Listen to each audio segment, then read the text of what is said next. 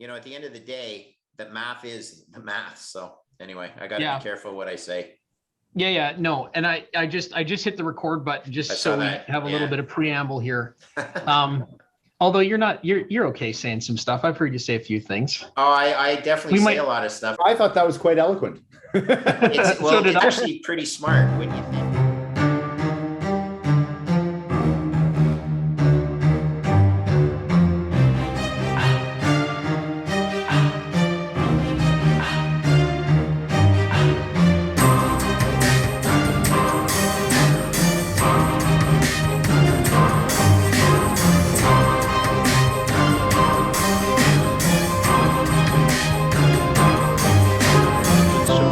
Back to 72% of rated performance down in the bucket, reducing the stress on the shuttle as it goes transonic.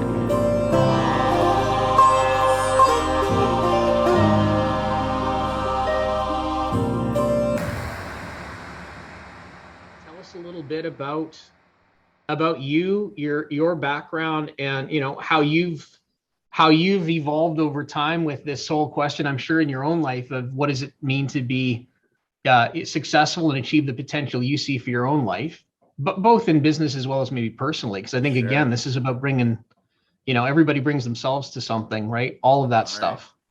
Yeah, well, let's start with that. I'm a 5th generation Canadian. My granddad was a highly decorated World War I and World War II warrior, we'll say. And it's sort of been ingrained in me that I'm proud of Canada. I've lived in the United States. I love the USA as well. And I have to say this, as good as Canada is, if the USA doesn't survive, Canada doesn't survive, because, we happen to be very lucky to live right next to the richest nation in the world. We benefit from their military prowess, certainly. Economically, we were the largest trading partner. I imagine we're probably still in 2nd place, but we have this access to a very rich, highly educated, very, the word, let's just say they're very lucky, right? I mean, they've worked hard to be lucky, but they're privileged. So how do I come at things? Pretty simply, I believe in freedom. I believe in working hard. I believe in deciding. You should be able to decide what you want to do with your wealth that you've accumulated. I don't believe the government should dictate that. And that being said, I do agree that there's a certain amount of government regulatory oversight and necessity with laws and whatnot to keep a fine balance. So I became an engineer at a young age, even though I didn't really want to be one. I knew after about 1.5 weeks in engineering that I certainly didn't want to be an engineer, but I was lucky that I understood math well enough, and I figured I could always switch from engineering to business, but could never go back from business to engineering and then keep a number of credits that I would have gotten from business. They're not transferable. So anyway, 4 years later, I graduated, and perhaps some people have heard this story or not, but I was lucky to go to a school in the United States, an Ivy League school, and experience the US culture firsthand. And then you realize the difference between Canada and the USA. I mean, we're very close, we're very similar, but they're very different. They're very different. And that's important. You need to understand that. First of all, a lot of Canadians are they think that the Americans are, a little more business savvy and stuff. And I don't agree with that. Certainly there's some very educated Americans, but on the flip side, there's some that are somewhat insular, and that's the fact of the matter. I left engineering, did an MBA in the USA, but came back to Canada and wanted to help Canada in my own way, and spent 30 years as a credit trader. And here's a personal fact. I hit the wall really hard. After 30 years of being in the trenches, people used to ask me what I liked about trading. And my stock answer was, that feeling you get in your stomach before you have a big sports game. Let's say you're playing a big hockey game and you're nervous, right? You're nervous. You're sitting in the dressing room and you got, you need to pee and you got butterflies in your stomach. I had that every single day. going to work. Yeah. And it's fun until it isn't. And then when you get in a bad period, if the markets are terrible or you got some bad positions on, you can't change it overnight. You've made your own bed, and it wears on you, So after 30 years, I hit the wall hard. Very, very depressed, anxious. I'm not surprised. My body probably had broken down from that being continuously exposed to the anxiousness and the nervousness. Yeah. So in 2016, after 30 years basically of working in the financial markets, I put my hand up. Our hedge fund had been bought. I spent 2 years with the purchaser. 2 years was my contractual obligation. And I said, guys, I'm done. And I was a mess. And I basically retired. And when I retired, though, it didn't help the matter. In fact, some advice to your listeners: it's very hard to retire when you're a type A personality. You want to be involved. Firstly, things like going to the gas station and the price of gasoline has gone up, even though you have no reason to be worried or get upset about it. It pisses you off when you don't have an income. And so, I got worse. I didn't get better. And to the point where I was very, very sick, suicidal. In fact, I mentioned that on stage in Miami. And, I'm honest about it because I'm not the only one that suffered from this. And sometimes it helps when other kids reach out to me, and it's happened many, many times because I was able to turn it around. And one of the reasons I was able to turn around, because I found hope in the system that up until that point, I was so discouraged with the politicians spending money, printing money that we don't, spending money we don't have, and then printing it so that we pretend we have it. And then COVID came, and oh my God, what a response that was. A bunch of buffoons running government programs, giving money to people, thinking there's no repercussions. I mean, this is just absolute insanity. And we're seeing what happens, right? Right now, we're living the inflation impacts of very poor, very, government policies that, forgive me for saying this, but Trudeau says stuff like, well, forgive me if I don't care about monetary policy and the budget will balance itself. I mean, these are just asinine statements. Yeah. However, I found hope. It's a long drawn out introduction, but my hope is Bitcoin. And my hope in the reality why I believe in Bitcoin is because I think it can make our kids' futures much brighter than they otherwise would be in this fiat Ponzi that we live in. Yeah. I appreciate, Greg, everything you said, especially your willingness to talk about the hard times, because it is difficult. And there are a lot of us. I went through something similar quite young. And I ended up finding a company through the University of Alberta and took it public in the late 90s. And I was in my late 20s. Good on you. And that was a 3-year journey that ended up with the company hitting the wall in 2002 because we couldn't raise additional capital because the tech market had basically evaporated. Yes. And what I didn't have at the time was the perspective to realize that life happens and it's not your fault. I took it on as it was my personal responsibility to our investors, our employees, our shareholders, my board, and to the point where I went into a clinical depression as well. Yeah. And it's tough stuff, and once you've been there, as you'll know, you can go there again. I'm lucky I haven't gone that bad ever again, but it was not a fun period of my life. The good news is coming out the other end, you learn to fight another day, but there's lots of stuff like that out there. And you appreciate the happiness, right? Before you took happiness for granted. I'm hoping that you don't fall back into it, obviously, and I'm hoping I don't, knock on wood, but you know that it's in everybody's body, right? The potential for that to happen. You made a comment, which I think is key, whether you've been there or not, which is what is giving you hope? And there's got to be something there that, for people that they can cling on to that allows you to not, go really, really dark where it's lights out dark. I have 3 amazing kids. I have an amazing wife. You'd be hard pressed if you came and visited my home and all the things. You'd be like, how is it possible? But your body is a finely tuned instrument, and fight or flight is a natural reaction to help humans survive. But sometimes it just goes into overdrive. And as you know, anxiety and depression are very, very tightly linked. So you know what? I'm out there to try and help as many people as I can. Not that I'm any sort of clinical doctor, but one thing I do know is when you go and see a clinical doctor that is trying to help you, which is beautiful, but they say stuff like, "I know how you feel."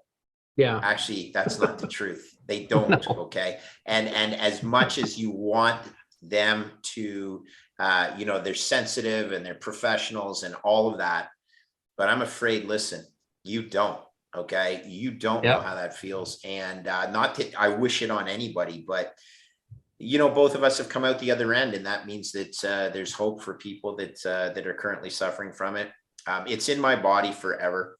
It was in my body from the time I was born. I can look back to episodes I had, but luckily I was able to, move on without it becoming,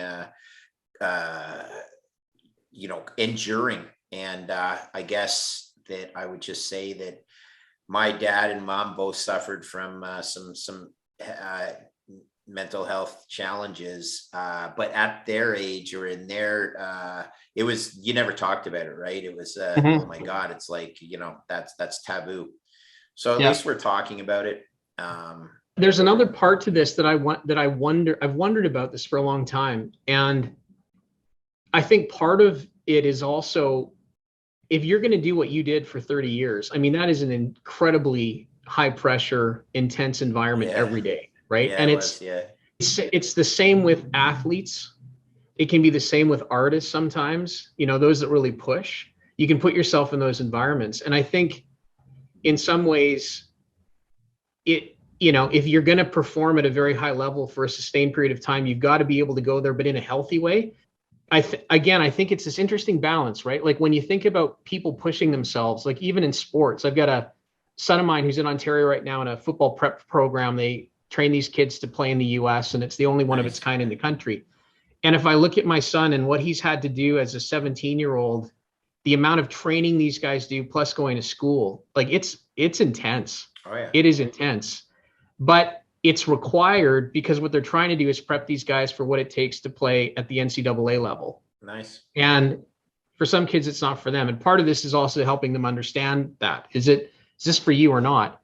And for those that move on, we know the stories of athletes that come out the other end that haven't been able to maintain some level of balance, haven't found outlets to de-stress, haven't found ways to train their minds and, get rid of all of that anxiety, but still maintain the intensity. It's a hard thing to master. Getting into that environment, I mean, if you're going to play at that level, like if you're going to be a risk trader like you were, you got to be a bit wired that way. Otherwise you won't make it. Right. Yeah. It was a tough, I used to say, it was the same as playing professional sports. Firstly, though, that career of a trader generally doesn't last much longer than a professional athlete. Either you blow up because you do something stupid, or you just lose your edge. And so the longer you can keep it going, obviously the more money you'll make, and then it becomes a drug, right? And and then people say, well, why don't you just relax? And it's just, well, you obviously don't understand what it is about managing other people's money. If you don't take it seriously, that's not the type of person you want managing your money anyway, then, right? Like, so it's a good thing you took running a company seriously, because that's taking your fiduciary responsibility to the ultimate level. And anyway, look, all I will say is the world changes quickly. I am very thankful that I was able to pull myself out. I'm happy you were able to pull yourself out.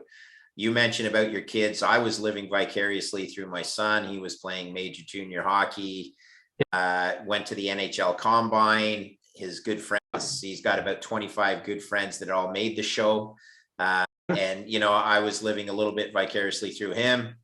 You got parental pressures, and then you have your job. Ultimately it became too much. And well, when I say too much, I wasn't able to have that outlet or that release. And so now I'm going to be smarter. And one of the things that I'm trying to do, and this is, I'm not, I'm proud to have lived my life. I think that there's certain things that only I have experienced that it's impossible to think that other people could experience that. So I'm trying to explain why I see things a little differently. You know, it takes 30 years of experience to realize that our current financial system is a mess. Okay. But the bigger thing is, if you realize it's a mess and you don't see the solution, then you can lose hope. But my belief is Bitcoin is the solution. I've become really good friends with another Canadian, Jeff Booth, who, by the way, I think is one of the smartest guys I've ever met. His book is absolute must reading for just about, anybody. Whether you want to believe in Bitcoin or not, whether you want to understand a technological roller coaster that he lived, and coupled with some bad timing, much like you had, his company was actually growing too quickly and then became capital constrained. Yep.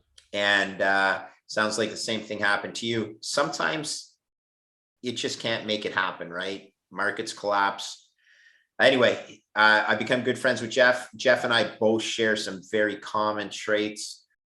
He is one of the most, first of all, he's really, really smart, but secondly, he's a giver. That's what I love about the Bitcoin community. A lot of people who are giving their time to help educate others. And that's probably what gives me a lot of pride right now. I feel, even though I don't earn a salary anymore, I do have income from other businesses I've invested in. But the most important thing is you feel like there's still a purpose, and you can give back, you can help people. And that's what Bitcoin means to me right now. I think I mentioned with you, right? Were we talking about Ibex Mercado before We were recording yeah. or not? But point is, here's a bunch of kids from El Salvador, or Guatemala to be exact, but got their start in El Salvador. I helped them raise money to give them some capital, for CapEx and general corporate purposes, but they just raised $4 million. A year ago, they couldn't have raised, they were having trouble raising a couple of $100,000, right? And they're going to change the world. And I'm pretty excited for them because, as privileged as we are in Canada and mentioned the United States, there's, hundreds of millions of South Americans that really are not privileged, in fact. And that's what Bitcoin can do to improve their lives. I want Canada to maintain our relative privilege within the global pecking order. But if we don't get our act in gear, man, it's over. Okay, it's pure mathematics. We have a very, very foolish prime minister. Okay, to the extent that he thinks he has all the answers, but really, what has he done in life? Actually, not that much. Okay, he's a snowboard instructor, drama teacher, nothing wrong with that, but that does not qualify you to run a country, I'm afraid. And then when you say absolutely foolish statements about budgets balancing themselves and whatnot, you've run a company. If you said that and you were a publicly traded company, the CEO of a publicly traded company, you'd be fired. I mean, that is not what you say. All right.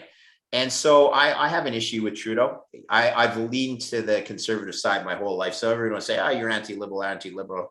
No. I'm pro being smart.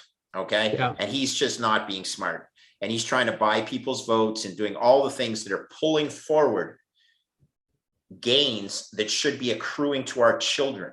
Okay. When you print money in the present, what you are doing is pulling forward future gains. Right. It should be accruing to our children. So I think it's very selfish. I think it's very dangerous. And there's a really big chance he doesn't know any better, which does not make a great leader. So it's interesting, Greg, because it's almost paradoxical that the same group of people that he's sort of disenfranchising are the ones that are probably the power base for any kind of liberal movement. And maybe they're just, young and not necessarily aware of the ramifications of the financial policy or the fiscal policy. Yeah. But what's funny and what is paradoxical is they're very much in tune with the liberal side, that the Trudeau administration and the Trudeau government is very careful with making sure that they maintain. There's an expression, and I'm going to butcher it a little bit, but it goes something along the lines. If you are young and you're not a liberal, you don't have a heart. Yeah. But if you're old and you're not conservative, you don't have a brain. Okay. And at the end of the day, I'm not trying to break it down like that. Okay. There's lots of really, really great liberals. And I hope you understand that I think there's a lot of really, really great conservatives. They all make great Canadians. What doesn't make a great Canadian is when you have, again, we'll just bring it back to the truckers. All Trudeau had to do, in my opinion, was go out and at least engage them in conversation. Agreed. Yep. Meet them somewhere Totally. where you at least respected their desire to drive right across our country for thousands of kilometers to make a point. And then all he did was, not only did he disparage them, called them terrorists, but he wouldn't even meet with them. I think when he starts freezing bank accounts and stuff like that, and Krista Freeland, that's dangerous. That's going to cost Canada some of its most promising families and people, high net worth individuals. I know over 20 people who are quite wealthy who've decided that Canada is not where they are going to live. And just understand what that means. It means that our tax base is withering. It means that, we are losing the talent that helped build this country. And I don't want it to be the case that I end up in that basket. But, when you start losing your freedoms, that concerns a lot of Canadians. One of the observations Lorenzo and I have made, and we actually talked about this morning, we live in a shortcut society right now. Okay. People don't want to dig into the fundamentals and do the right things and the hard work. They just want the outcome right now. And I mean, governments have been doing this for years, right? It's, I will borrow against the future to satisfy a need today, because that's more politically expedient, opportunistic or expedient. Your 4 years in power, extend your 4 years. And I mean, companies will do the same thing. They will borrow money to buy back their stock in an effort to raise share price. There's lots of companies that should do that. And now what happens though, is they tend to be horrible traders of their own stock. They tend to buy it when the stock is really high, the price is really high, and they're trying to extend the rally. And you've seen many times where companies borrow and then actually have to reissue shares at a lower price. Right. That's capital destruction, right? Or, but here's what I do know. There is, for highly free cash flow positive companies, an argument that you should use that free cash flow, not just you should leverage the free cash flow essentially, because when interest rates are as low as they were, it's cheap to borrow. That's what low interest rates are. So I, as a pure capitalist, don't have a problem with that. When I do have the problems, having lived through 2007 and the precursor to the great financial crisis, the CEO of Citibank, the largest bank by assets in the United States at the time, his name was Chuck Prince. Someone questioned him on the wisdom of doing leveraged buyouts at insane valuations, something like 10 times EBITDA. Okay. Yeah. He goes, his answer, equally stupid as Trudeau: when the music is playing, you got to dance. And 2 years later, his bank was almost bankrupt. In fact, it was bankrupt. It required the bailout of the Federal Reserve using all sorts of government programs. Another example of a buffoon in the senior chair of a government or a very large organization. Yeah. And I get you. I'm a capitalist as well. Although I guess my argument would be this is, in an era of cheap credit, fair enough, you can get cheap money and you can go and do those things. But my question to those people that make those decisions would be, but are you maximally efficient yet? And are you maximally productive yet? No, that's. And do you have growth opportunities? Because what I've seen, and we see this every day in our practice, is you get the accountants and the financial guys coming in wanting to engineer results instead of fundamentally addressing the operational challenges that the business would have. Well said. And fixing those, focusing on customers, focusing on employees, doing those things. And again, I think what's happened, and look, I mean, we live in a system where, you're kind of like the frog in the water, right? And the heat's slowly getting cranked up. So people start to reinforce that. But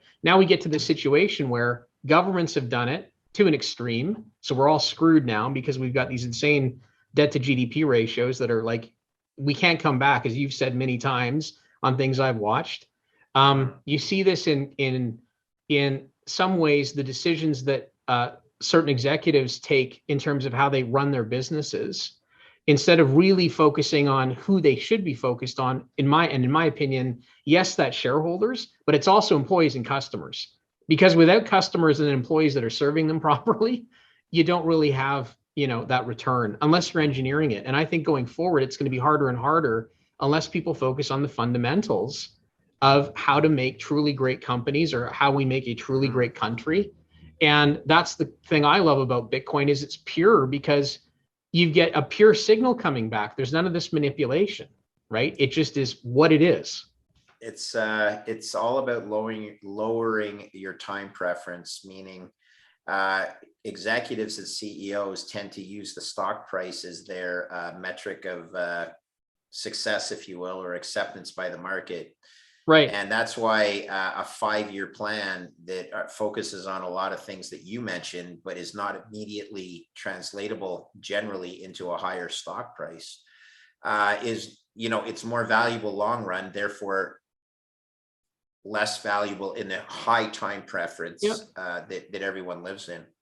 So Bitcoin, we say the same thing: lower your time preference. Understand, treat this as a 20-year journey, not as a 20-week get rich quick thing. And then it's the same thing with executives, CEOs of companies that, they argued this for the longest time, that Japanese corporations were better at seeing the long term than American corporations. Funny though, that was what I learned in school. And then the flip side is, well, American corporations tend to do very much better than Japanese corporations in both the short term and the long term.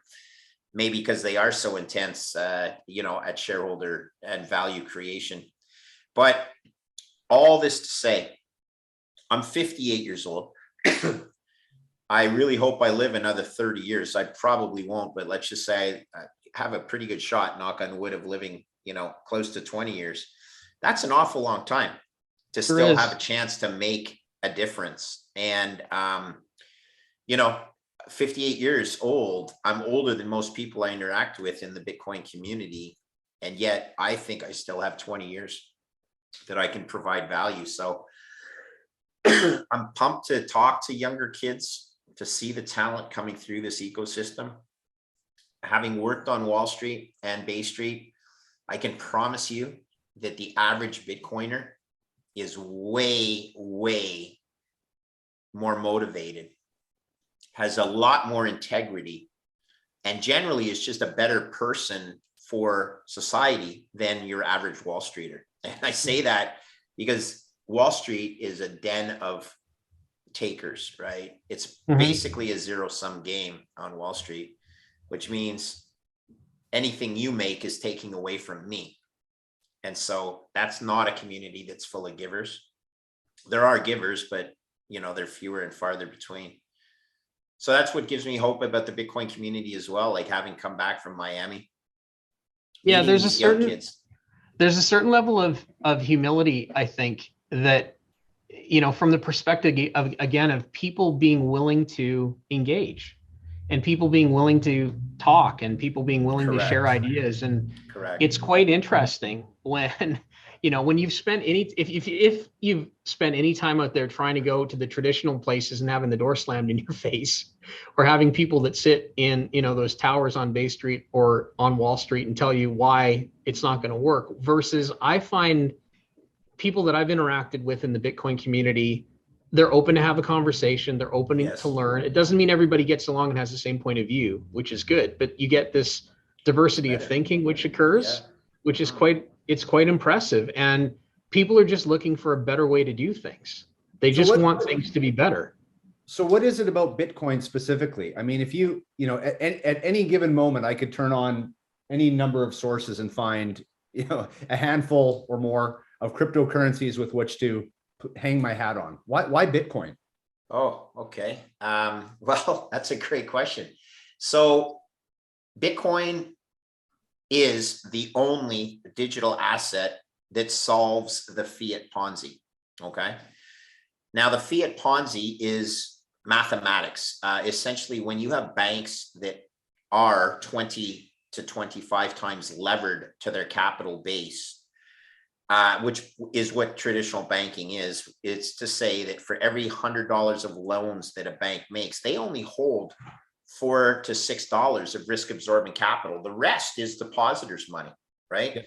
And that leverage requires essentially the collateral to be able to increase in value, which means inflation. So it's all built on this notion that inflation needs to happen. And when you have inflation, you have currency debasement. The two go hand in hand. There's some technical issues, but the fiat Ponzi is essentially ingrained in the capitalist system. And Bitcoin being decentralized, that's the most key thing, okay? You have other altcoins that claim they could have the Bitcoin scarcity and transferability, portability, blah, blah, blah. But they actually have centralized characteristics. They're controlled by founders. Bitcoin is truly decentralized. It's capped 21 million. It's a network effect that it would be very hard to displace it. Most importantly, and when it comes right down to it, for me, as an engineer, I was blown away when I saw the technology as Bitcoin being the first blockchain. There's a first mover advantage, but you know, the network itself, the nodes, the miners, all the things that are currently exist after 13 years, but that's a lifetime in the life of digital assets. The Bitcoin, once again, is the only thing that solves the fiat Ponzi, the only digital asset that solves the fiat Ponzi. Now you could say, you know, my health challenges, what was getting me down? Well, basically working in this system where I continuously saw the can getting kicked down the road. I lived through 4 financial crises. Okay. I got my start in the Latin American debt crisis in the late 80s. I lived through long-term capital management in 1998. So 10 years later, I lived through the great financial crisis, which was absolutely terrifying in 2008, 2009. And then COVID. All right. Each response by the government was consistent, which is transferring the leverage that I previously mentioned from stupid choices made in the financial system, essentially transferring that to the balance sheet of the banks, the Federal Reserve and the central banks. And each successive crisis becomes more severe, and the response has to be, an order of magnitude greater. So when I got my start, and I've used this before, but as Canadians, you may not quite appreciate the significance of this. I came back to Canada to work at the Royal Bank of Canada in 1988, and it was insolvent. Canada's largest financial institution. That is a terrifying, terrifying discovery for a 26-year-old kid. And when I approached the CFO on it, and he's a great guy, like, I'm not saying he was trying to hide anything, but he basically said, I said, Emil, we have a big problem. And he goes, I know, don't tell anybody. And I'm like, are you kidding me? We are technically insolvent, which meant the value of our book value of equity was vaporized if we marked to market our Latin American debt portfolio. And the answer was, don't tell anybody. Like, I guess, because I'm only 26 years old, I guess I could have run to the Financial Post or the Wall Street Journal, but who would believe a 26-year-old kid, right? Come on, you fucking idiot. Get out of here. This is the way the world works. All right. And plus I had a bunch of school loans I had to pay off and everything like that. But I had basically been looking for the solution to the fiat Ponzi for 30 years. And when I finally found it in 2016 in Bitcoin, my first response was, no, it's a Ponzi because the news tells me it is. But then at least, luckily, I did more work and I saw the blockchain in action. A thing of beauty as a technological engineer. I'm visual. Went to see the blockchain working. I'm like, are you kidding me? This is a living, breathing, beautiful system and no one controls it. I was in love. And that was in 2016. And I will tell you that Bitcoin today, so I found Bitcoin when it was under $1,000 US per Bitcoin. Bitcoin today at 40,000 bucks is a better investment on a risk-adjusted basis than it was in 2016. And the answer is, the reality is as simple as this. Governments globally have lost their friggin' minds in their response to COVID, okay? You cannot do that without the repercussions we're living through right now. And total global debt to total global GDP is at a point where we will never escape the debt spiral. Very simple. Don't overthink it, people. If you need to overthink it, then you probably skipped grade 11 math, okay? Because this is, I could walk this through with a 10-year-old and explain it to them and they'll get it. And then the cool thing here is, guys, there's so many people that implicitly realize the problem with getting money deposited in their accounts from the government. They could take that to an extreme and go, well, if the government can just print money, firstly, do we pay taxes? Why do I need to work? Right? And people, that's the reality, right? And this is this is the conundrum that we are in, and everybody's painted themselves into a corner. If there was no Bitcoin, I would be very, very discouraged. But we have that solution, and my goal is to help educate the world as to why Bitcoin will solve these problems and allow people to prosper in lockstep. That means Canadians, but listen, if we don't get off our keisters, we'll be surpassed. So Greg, you've talked about bonds being dead. Yes. And I'm wondering if you could also maybe enlighten the group around that. And okay. Because I think one of the early ways you and I interacted is I had read one of the papers that you put out, I think on Twitter, and I had retweeted it and sent it to folks saying, if you haven't read this, you need to read this, because you lay out in, I think it's about 30 pages, this beautiful argument and an example as to why that is. But I think for folks that aren't going to probably spend the time to read it, maybe just give an overview of why. Why is that? All right. So yeah, thank you for that. So having spent 30 years as a bond trader, I did focus on the high risk portion of the bond market. The pejorative is they're called junk bonds. The less, the more applicable is called high yield bonds. And the reason they're high yield is because they're more risky, but risk return world we live in. However, having spent a career in the trenches, bonds are appreciated by mathematicians and engineers more than anybody else because there's no subjectivity to it. A bond is a contract. And part of that contract is an interest coupon that's paid and a maturity in time, where if you lend someone $100 at time zero, the coupon that they pay semi-annually generates a yield that they term the yield on a bond. Okay. The higher risk a company or a person, the more the coupon needs to be paid to compensate people for the risk. Now, generally, you've heard the term risk-free rates, which typically applies to the US 10-year yield. And the US 10-year bond yield does set rates for the rest of the world, okay? Yep. It also sets discount rates required for equity price returns. Everything to say, when I started trading bonds in 1988, US 10-year yields were double digit. In the early 80s, 1982 to be exact, the inflation in the USA was rampant, and Fed Chairman Paul Volcker in the early 80s raised rates to 18% in the early 80s.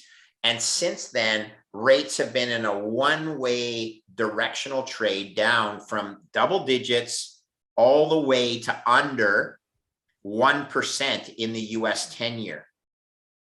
Now, A lot of it was because we entered a disinflationary type of environment. Volcker slayed inflation at the time. And declining rates are good for a number of things. Declining rates means it's cheaper to borrow. It allows corporations to borrow capital. Declining rates means existing bond prices get pushed up, but all that is really doing is pulling forward the gains of the coupons, meaning the price goes up, you can cash it in. But then when you cash that higher coupon bond in, you have to turn around and invest it in a lower coupon bond. You've just pulled forward the, it's mathematics again. You've pulled forward the duration of your contract. So you were on a 30-year decline in interest rates. Look, it's only math, you guys. When interest rates hit 1% in the US 10-year, and by and large in Europe, many of those rates were negative because of the central bank pushing on negative yields. As a contract, you calculate these returns with certainty because the coupon doesn't change. Now, I say certainty, what could happen? Well, some countries can default, but everything else being considered, in absence of a default, you know exactly what your return is going to be on that bond. So another way of saying that is the current US 10-year yield is, I'm going to pick a number, it's 285, okay, 2.85%. Over the next 10 years, barring a default, you are 100% certain that the return on a 10-year US Treasury will be 2.85%. Okay, it doesn't change. The coupon doesn't change, which means if current inflation is 8.5%, which is US CPI, and it's yielding 285, you're almost 6% in the hole as compared to where you would have been in the 1980s when inflation was 8.5%. The yield on the bonds were 11. Right. This is the clown show that we have entered into. And you get people still buying the US 10-year because they have to, because you have portfolios that need to be balanced. And you have these 60-40-ish type of 60% exposure to equities, 40% exposure to bonds as a risk mitigator or balancer. Well, it worked fine when interest rates were declining. Generally, when equities sold off, a flight to safety in bonds meant interest rates went down. When interest rates go down, bond prices go up, and you pull forward a capital gain, and it basically balances or buffers your portfolio. But it doesn't work when interest rates are 1%. Because why? People are like, I suppose they could go negative like they did in that asinine part of the world called Europe, but that's no longer an asset. When you have a negative yielding bond, you've turned an asset into a liability. Yep. You give someone $100 and you get $99 back. That's not an investment. I'm afraid you cannot call that an investment. So bonds have lived their life in the last 30 years in a declining rate environment.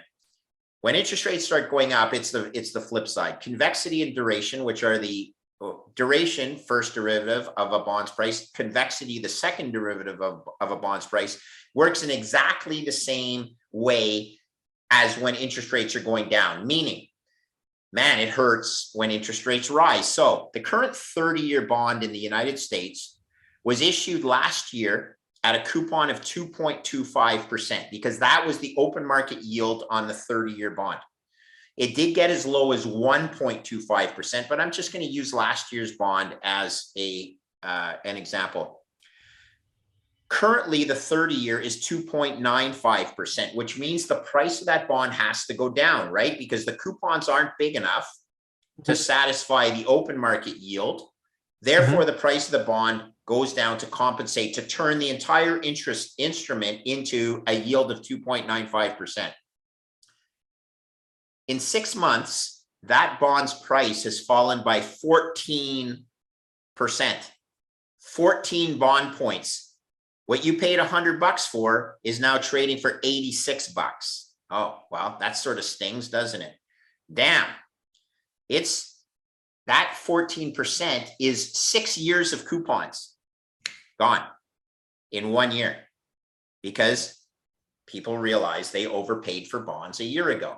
Now, what if the price of, or the yield of that bond went to 8%? The price of that bond would fall to under $40. Damn, these are the instruments that people are holding as a safety in their investment accounts. Hey, people, I know you've been alive. If you've been alive for the last 30 years, you've ridden a bond bull market that has enriched a lot of people. It doesn't work anymore. Learn math. And if you're too foolish to learn math, you are going to suffer the consequences of holding, and here's the kicker, a fixed contract. That's why they call it fixed income. Doesn't change. It's only math.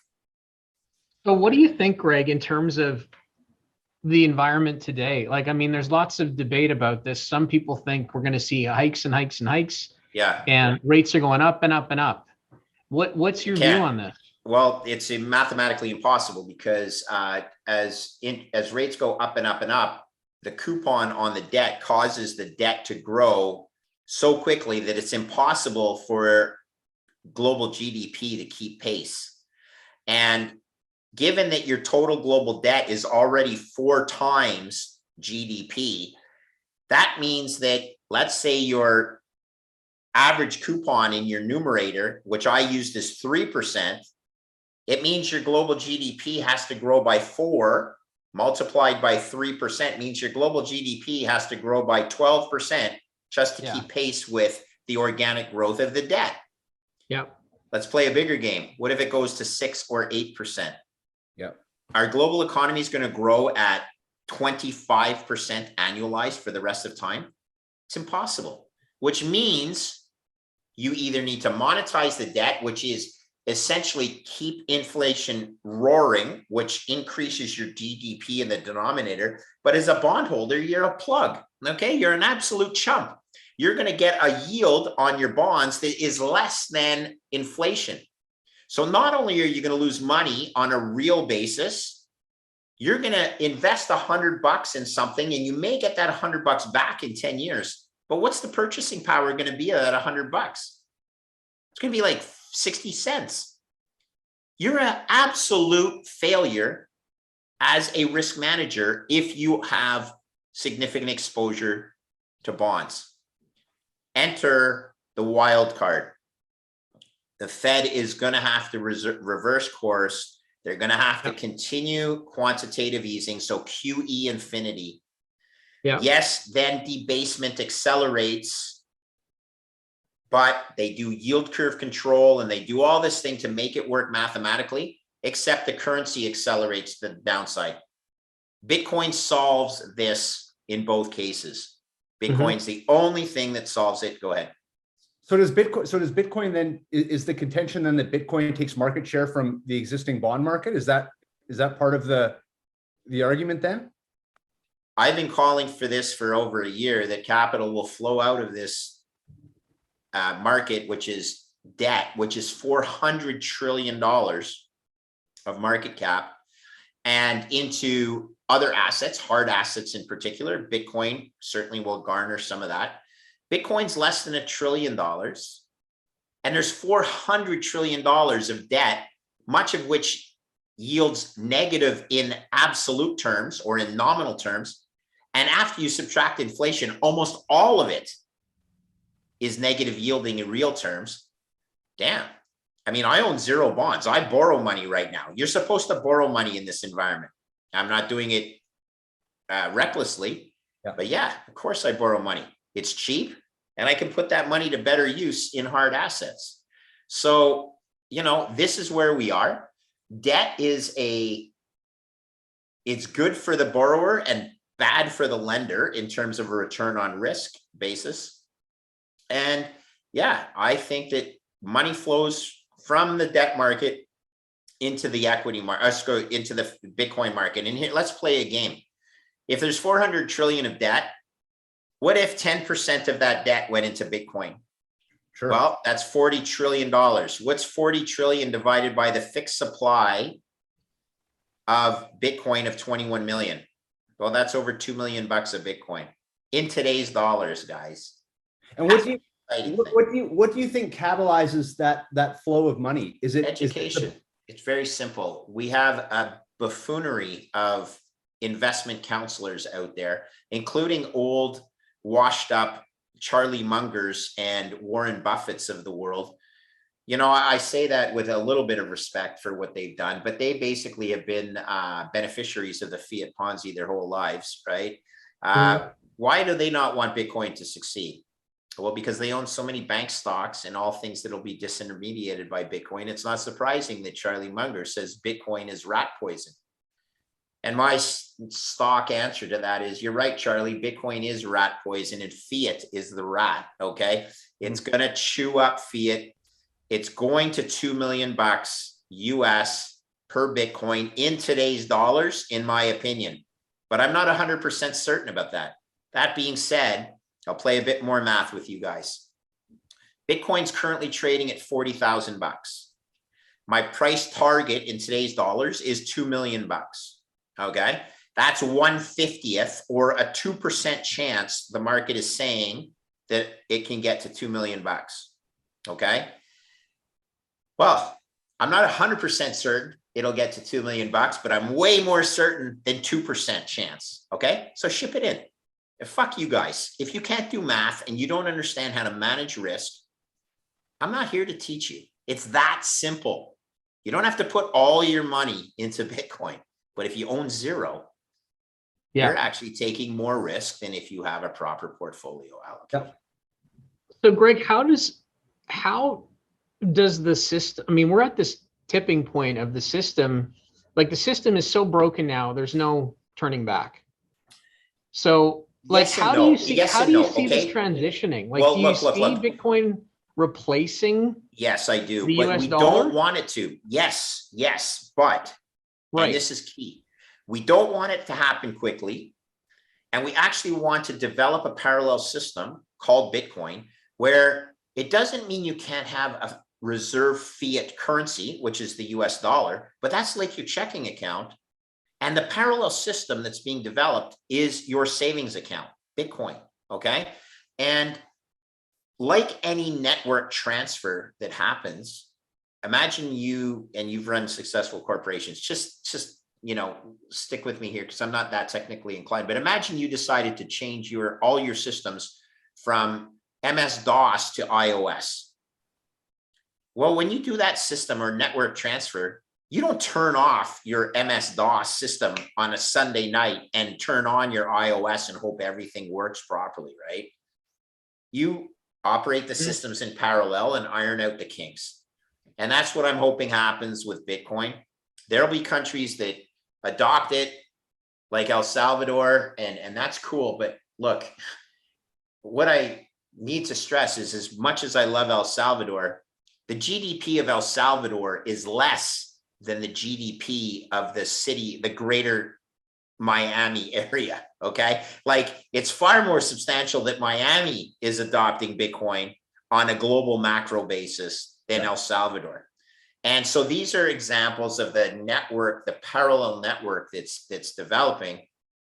And that's what needs to happen. Good look, I keep saying this, I got 3 kids. I want their lives to be as opportunistic, filled with opportunity as mine and yours, and then I hope their grandchildren or their children and my grandchildren have the same. And to do that, though, we gotta call out the frauds that are happening, and the frauds that are happening are being perpetuated by the fiat Ponzi.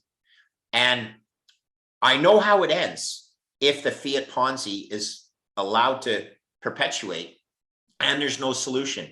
The fiat Ponzi will become destroyed, because that's what history has showed. Every single fiat fails. Roman empires, trimming the edges off of gold coins, throwing your fiat into the streets in Venezuela. Oh, that could never happen in the USA. I don't know. USA's already defaulted once. And you'll say, when was that? And I'll say 1971, when they went off the gold standard. And that's a default, people. Don't sugarcoat it. And fiats always fail. I want the US dollar to maintain global reserve currency status. And I believe Bitcoin will become global reserve asset, which essentially replaces the US Treasury bonds as global reserve asset. How do you think CBDCs fit into this whole thing? Very dangerously. CBDCs are digital fiat with surveillance. Okay. Oh, Foss, I see you supported the truckers. And not only that, you spent money at a restaurant right outside of Ottawa that was right near where the truckers were rallying. So therefore, you were at the truckers rally because I could follow your spending habits with this central bank digital currency. I don't know, man. If people don't see how dangerous that can be, welcome to, you know, whatever, China. The thing that people haven't thought through, though, is if people are concerned about governments in their lives today, freezing bank accounts and stuff. Digital currency that is blockchain enabled, where now your activity, and I'm sure the regulations, if they're not if they're not written like this, they probably will be, where our good old friends at the CRA or some other agency that'll get set up will now have access to do all the mining on it. I mean, if that doesn't scare folks, I don't know what will, because it seems like it's inevitable. I mean, do you believe that, Greg? Do you think it's inevitable? Do you think they're going to go there? Or do you think it's already inevitable in places like China? Yeah, but that's how they live their whole lives. I'm hoping not. I think it's probably coming in Canada because we have a Minister of Finance who's you know, endorsing it, and she likes control and she wants to mark bank accounts, you know, so she's publicly stated that those bank accounts that were frozen as being identified as supporting something she didn't believe in, like the truckers, those will be marked for the rest of time. Well, people have this, you know, this is, the government wants to monitor these people. I mean, it's just, it's crazy. What's your view on the potential of things like Ethereum or Luna or some of these other, you know, what, you know, so people call if I don't want hate mail, but I want to make it clear that I believe that Ethereum is a test net for layer 3 Bitcoin. And any successful token that's issued on Ethereum will want to be and gravitate to a truly decentralized blockchain. So you don't get rug pulled by Ethereum when it goes from proof of work, proof of stake, and the gas fees go through the roof and they haven't solved anything. So I'm, you know, look, there'll be successful NFTs, there'll be successful smart contracts. I believe those will eventually find their way to the most secure and most decentralized blockchain out there, which is Bitcoin, layer 3 solutions. Does it mean that I don't advise people to own Ethereum? No, I'm not that smart. I think Ethereum moves in lockstep in the short term with Bitcoin. It probably has a higher, you know, it's a higher beta digital asset. But ultimately, again, I have to come back to why I own Bitcoin and preach Bitcoin. It's for the fiat Ponzi. And Ethereum doesn't solve it. You can ask Vitalik himself, what is the supply of Ethereum? And his answer is, well, it's difficult. I don't want that to be the answer, Vitalik. I want to know exactly what the heck is the supply of Ethereum at any one point in time. So long story short, I'm a Bitcoin-ish maxi, or I'm a Bitcoin maxi-ish. Well, I'm not going to tell other people to don't explore these things. Just do your homework. And I would never recommend you owned more of these other digital assets than you do of Bitcoin. So if I finally convince you to put 10% of your portfolio in digital assets, please don't come back and say, I own 1% of Bitcoin and 9% of shitcoins, okay? I recommend you go out there and read the Fidelity Investment Report on the difference between Bitcoin and the other altcoins. And paraphrasing, the second largest asset manager in the world, there's Bitcoin, and then there's shitcoins. Be very careful and get your exposure to Bitcoin, because Bitcoin solves the greatest problems that we have in our finance world, which I have to say probably for the 10th time, is the fiat Ponzi. Do you think there's a risk in Bitcoin? And I'm just thinking about things like the SEC's lack of approving a spot ETF, Yeah. but approving, these sort of derivatives ETFs and things like that. Yeah. Do you think there's a risk that the purity of Bitcoin in terms of what it can be could get so manipulated with all this other stuff that it ends up becoming what we don't want it to be? Short term, yes. Long term, no, because ultimately there's only 21 million of them. The reason that the gold gets, the paper supply of gold versus physical gold is because no one audits the true supply of gold. How much gold lives in Fort Knox and how much of it is fake gold just because they didn't realize that some of it's actually tungsten that's been painted gold? Like, I don't know, but that's the difference between a blockchain and a physical asset that has not been audited. Well, I'm going to take it one step further. And this is, this is important from your question, the risks. Okay. So I have this expression, focus on the donut, not on the whole. Okay. There are risks in every investment, but focus on what Bitcoin could be, not what it, the risk that it won't be. And I'll just flip it back. Bitcoin is trading at 2% of my target price right now, 2% chance of my target price being achieved. I'm not telling you, you have to believe 100%, but even if it goes to 20% of my price target, that's $400,000, you knuckleheads. Stop overthinking things. Yes, there are risks, but that's only a 40 or, a 20% chance. Mm-hmm. That means 80% chance I'm giving you that you could be, there could be a solar flare that knocks out everything in the world, all internet. Well, I think we have a bigger problem than not being able to tap into the internet if we get hit by a solar flare. Okay. Like, stop with your what if this, what if that. Yes, they are risks. This is the best asymmetric return opportunity I have ever seen in 30 years of managing risk. Okay. Yep.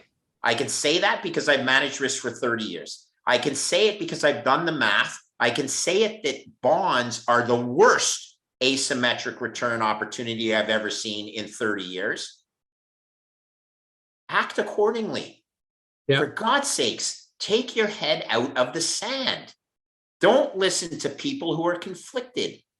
Do your own research and act accordingly. And this doesn't mean going to sell your house and putting it all in Bitcoin. No, it means getting a percentage of your portfolio that is invested in Bitcoin. And I suggest you start with 5%. And the funniest thing is, if I manage to get most people to 5%, it's like they forget what the other 95% of their portfolio is, and they're only focused on this 5%. As I said on stage in Miami, chill the F out, okay? Stop worrying about daily price moves in Bitcoin. You don't check the value of your house on a daily basis, I hope. And even if you could, you can't, but you're not advised to. Get the exposure. We'll talk in 20 years. I've got a question about energy and Canada's role and opportunity and potential in energy as it relates to things like mining. Because one of the things, being in Alberta, I'm surprised by this. You should embrace this. And this is the chance. And now Jason Kenny actually gets it. Our company that I'm involved with, Validus Power, we've had conversations with certain government officials. They get it.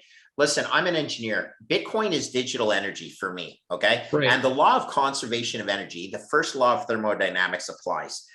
I think that anyone who sells valuable natural resource energy for fiat US dollars is a buffoon, okay? Because essentially the USA can print oil, right? By printing US dollars, the USA is printing oil and natural gas to the benefit of all US citizens, by the way. And if you're selling your valuable natural resources, and Canada is very lucky to have these natural resources, for depreciating and debasing US dollars, well, there's a better way. I would believe there's going to be a time when natural resource energy is priced in Bitcoin, because I'm an engineer and I believe digital energy for natural resource energy makes sense. And not to mention, Bitcoin is always derided for wasting energy. That's absolutely false. Bitcoin consumes energy waste. It does not waste energy. There are so many projects that can be much more profitable on a return on investment basis if some of the excess power that's generated by these projects, rather than being vented into the atmosphere or Exactly. burned, you mine Bitcoin.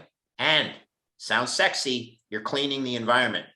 Yes, because that's This what is the Bitcoin part. does. This is the part that I don't understand that we haven't gotten here. I mean, when you look at Canada in terms of the amount of energy we have at our disposal, Yeah. the fact that we do exactly what you're Well, saying. it takes time. It takes time, Jason. Do you- I mean, we haven't Do you gotten there, see but it changing though? Do you see it changing?